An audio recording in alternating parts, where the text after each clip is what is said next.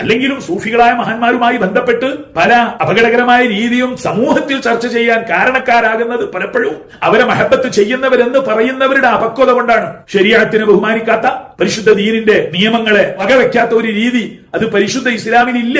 ഇതാണ് നമ്മുടെ പൊതുവായ അറിവ്. എന്നാൽ വ്യക്തികളിലുള്ളവരുടെ ഓരോരുത്തരുടെയും നിലപാടും അവസ്ഥകളും, അത് സയ്യിദുൽ ഖദർ അലൈഹി ഇസ്ലാമിന്റെ ചരിത്രവും ദുൽഖർനൈനിന്റെ ചരിത്രവും അസ്ഹാബുൽ കഹ്ഫിന്റെ ചരിത്രവും ഒക്കെ കാട്ടിത്തരുന്നത് അത് അവരുടെ ലോകത്ത് അവരും അവരുടെ റബ്ബായ അള്ളാഹുവും തമ്മിലുള്ള നിയമനം, കോൺട്രാക്ട് അത് വേറെ ലെവലിലായിരിക്കും.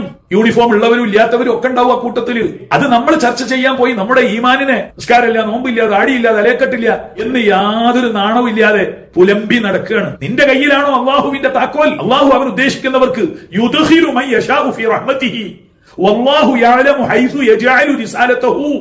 അള്ളാഹുവിനറിയാം എവിടെ വെക്കണം, ആർക്ക് കൊടുക്കണം, എന്തെല്ലാം കൊടുക്കണം. നമ്മളാണോ അതിന് അതിർവരമ്പുകൾ സൃഷ്ടിക്കുന്നത്?